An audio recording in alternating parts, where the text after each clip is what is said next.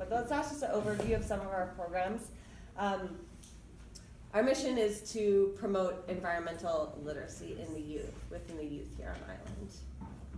This is just my notes. So zero waste events. So I'm in charge of the zero waste events, and it's something I'm really passionate about because it makes a lot of sense to me. We use products for, there's a lot of plastic. Actually, I have some statistics here. So we're producing nearly 300 million tons of plastic each year, and half of which of those are in single-use plastics, which means something that you use once and discard. And more than 8 million tons of plastic is ending up in the ocean every year. So I don't know if anyone's heard of the Great Pacific Garbage Patch. Well, it's a gyre. And some people think of it like an island, but it's more like a plastic soup where the currents are converging in the ocean, and there's actually 5 of them. 1, 2, 3, 4, 5. Yeah, 5 of them in all the parts of the world. And there's one above Hawaii, and that's why we're getting a lot of plastic here, and it's one of the biggest gyre. So plastic, it breaks down into little bitty pieces, tiny microscopic pieces, and fish eat it, birds eat it, then we eat the fish. It moves up the food chain. There's chemicals in that plastic, and it's just not very nice for our environment. So it's just those little things that we can do to think about the rest of the planet that help. It's just the right thing to do. So why do zero waste events? Events produce a ton of waste, and that they're a great place to educate people. We've done, I don't know if anyone's seen us at any events. We're just kind of getting going with this program. We did Huliau recently, which was, actually I have my little sheet here, 3,700 people, and then we just did La'ulu also at Maui Botanical Garden, which is 2,000 people, and I'll pass these around. These are like our waste diversion reports that show how much we diverted from the landfill.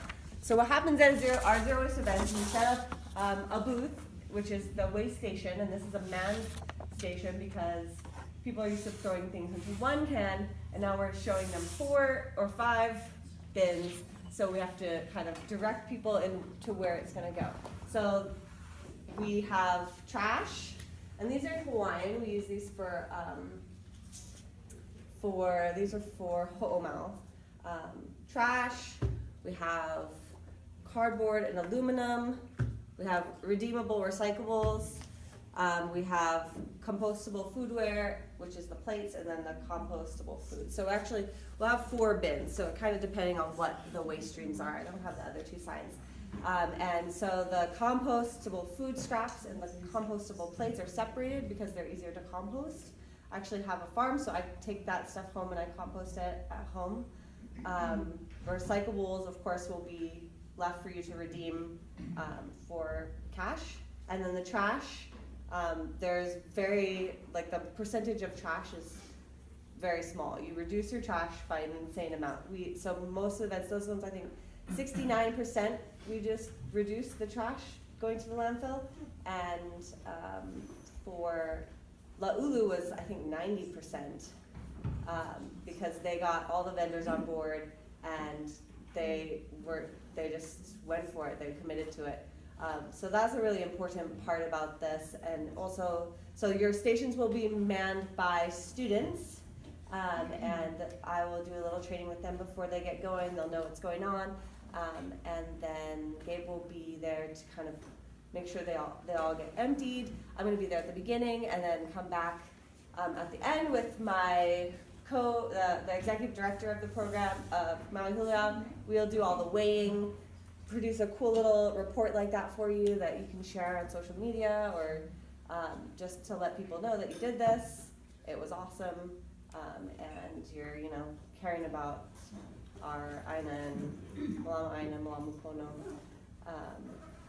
I'm really stoked on this. I think it just makes sense to kind of close the loop, have nature has all these systems, and to try to create systems that mimic nature. So, you know, we're able to turn our waste into compost, which is then going to be able to be food. So the more we can try to do that in our community and in the world, the better off we're going to be. So this is just the start of people doing this, and I'm really stoked that Gabe reached out to us because we're going to see more and more zero waste events. So it's cool that you guys want to take a step to like show the community this is what we're about. I know there's some questions about the how well these products hold up, and I don't know if you all know, styrofoam actually is it's banned starting in I think 2019, just as a plastic bag ban, because the styrofoam blows away. It's not recyclable. Very, very few areas have recyclable centers for styrofoam, and so just because of its like lightness, and then it blows into the ocean so easily, and then it's not recyclable. The county, a lot of people, passionate people, went and testified many times to get this ban through. So no takeout containers are going to be, like no food is going to be served in styrofoam to go on the island starting in 2019. So you'll see more and more of these compostable products, and they're getting better and better and cheaper and cheaper and cheaper. They're not all that much more expensive, and I have a spreadsheet if you want to look at that. But they stand up to, like, you can put a bowl of soup, hot bowl of soup in the fridge for days, it's fine. Of course, you know, like with anything, like there's different levels of quality according to how much you're going to spend. But since your food is going to be served and eaten right away, you know, like it doesn't need to last a super long time, so you could get the cheaper product. I don't know, is there any other concerns about doing a zero waste event? Yes. Questions? Do we have any idea yet where the stations are going to be? I have a map that I got, I don't know if it was from this year or from last year, and we were going to walk around afterwards. But if you have suggestions. I just throw out, in the past we've had some trash containers right out here outside the doors, and that's the entry into the silent auction, so it would be much better if it's not right there by the entry. Okay. Yeah. That's good to know. Yeah. Now, what do you do about our wine bottles? It's not refundable. The recycling. You guys will have to take that to the recycling center. Yeah. Because some centers, they don't reimburse you for that. Yeah, you won't get money back for wine bottles, but you're able to recycle. They'll able to recycle it. Then I have another question. You Yes. know our medications? Mm-hmm. It's plastic, right? So I always recycle plastics, all go in one places. They won't accept that. They give it back to you to dispose of it. So what do you do? so a lot of plastics, because there's so many. All of our plastic goes to China to turn back into little pellets that can be turned into other things. But they want, now there's so much of it, they want the best stuff. So it's privatized, and someone comes here from China and they say, okay, I want this plastic. So that's what the recycling guy takes. He takes plastic 1 and 2, and if you look on the bottom of any plastic, if there's little resin coats, they'll take 1 and 2 that are with necks, so like water bottles, and then the HPDE, I think it is. They'll take that now, but it's always changing because it depends on, whoever is coming from China and buying it. So the plastic that you have from your medications, like. I'd have to look on the bottom. Yeah, you have to. Return them back to you. Yeah, you have to throw it away or try to reuse it somehow. If you have to throw it away, it's go back into the trash.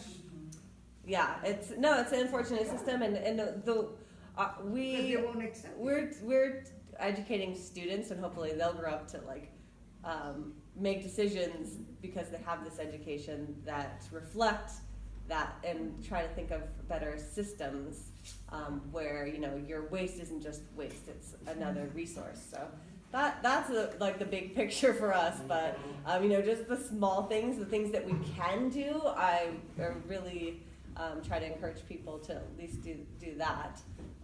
Because yeah, they're and we're not saying like plastic's evil. Obviously, there's like tons of great uses for plastic, but there's there's really not great uses for it too. So we're just trying to kind of change the way people think about what they have and what they use and where it goes.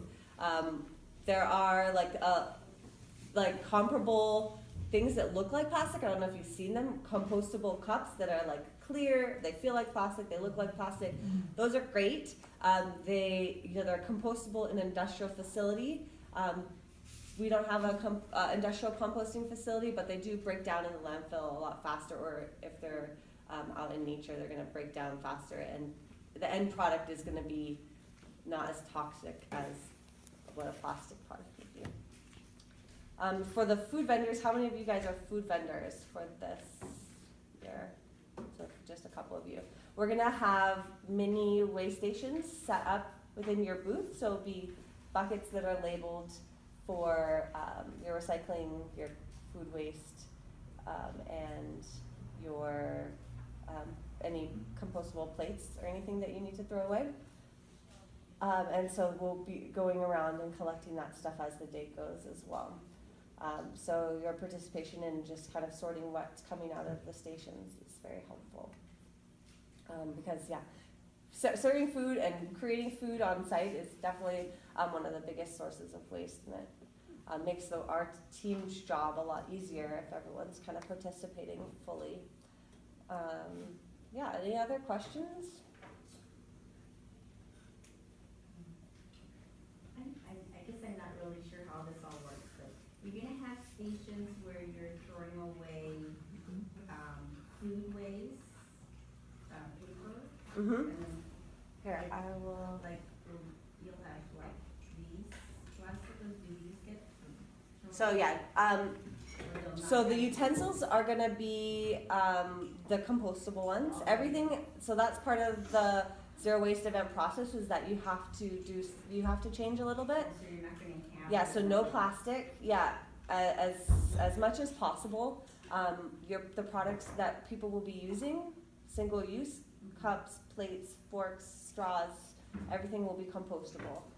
So the more you can change your inputs into the stream, the better diversion you can have, the more you can compost, the better system that we have.